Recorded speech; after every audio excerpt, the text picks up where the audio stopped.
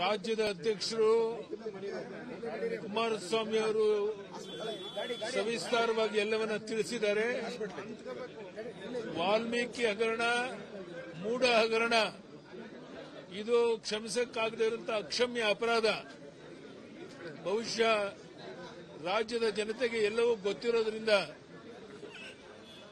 ಮೊದಲ ಬಾರಿಗೆ BJP JDS ಒಂದು ಪಾದಯಾತ್ರೆ ಮೂಲಕ ಬೆಂಗಳೂರಿಂದ ಮೈಸೂರುವರೆಗೆ ಏನು ಹೋಗ್ತಾ ಇದ್ದೇವೆ, ಇದು ಇಲ್ಲಿಗೆ ನಿಲ್ಲೋದಿಲ್ಲ.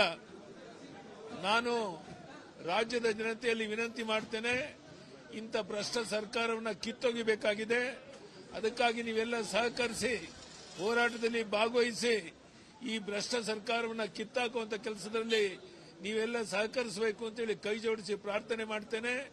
ಬಹುಶಃ ಬಿಜೆಪಿ ಜೆಡಿಎಸ್ ಒಂದಾಗಿ ಹೋರಾಟಕ್ಕೆ ಧುಮುಕಿರೋದ್ರಿಂದ ರಾಜ್ಯದ ಉದ್ದಗಲಕ್ಕೆ ಬೆಂಗಳೂರಿಂದ ಮೈಸೂರುವರೆಗೆ ಪ್ರತಿ ಕಡೆ ತಾಲೂಕಲ್ಲಿ 16,000 ಜನ ಸೇರಿ ದೊಡ್ಡ ಒಂದು ಹೋರಾಟವನ್ನು ಏನು ಕೈಗೊಂಡಿದ್ದೇವೆ. ಈ ರಾಜ್ಯದ ಮುಖ್ಯಮಂತ್ರಿ ರಾಜೀನಾಮೆ ಕೊಡೋವರೆಗೂ ಸಹ ನಾವು ಇದನ್ನು ನಿಲ್ಲಿಸೋದಿಲ್ಲ. ಈಗಾಗಲೇ ಲೋಕಸಭೆಯಲ್ಲಿ, ರಾಜ್ಯಸಭೆಯಲ್ಲಿ ಇದರ ಬಗ್ಗೆ ಸಾಕಷ್ಟು ಚರ್ಚೆಯಾಗಿದೆ.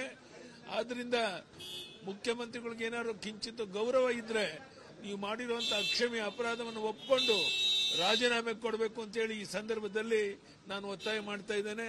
ನಮಸ್ಕಾರ, ಧನ್ಯವಾದ.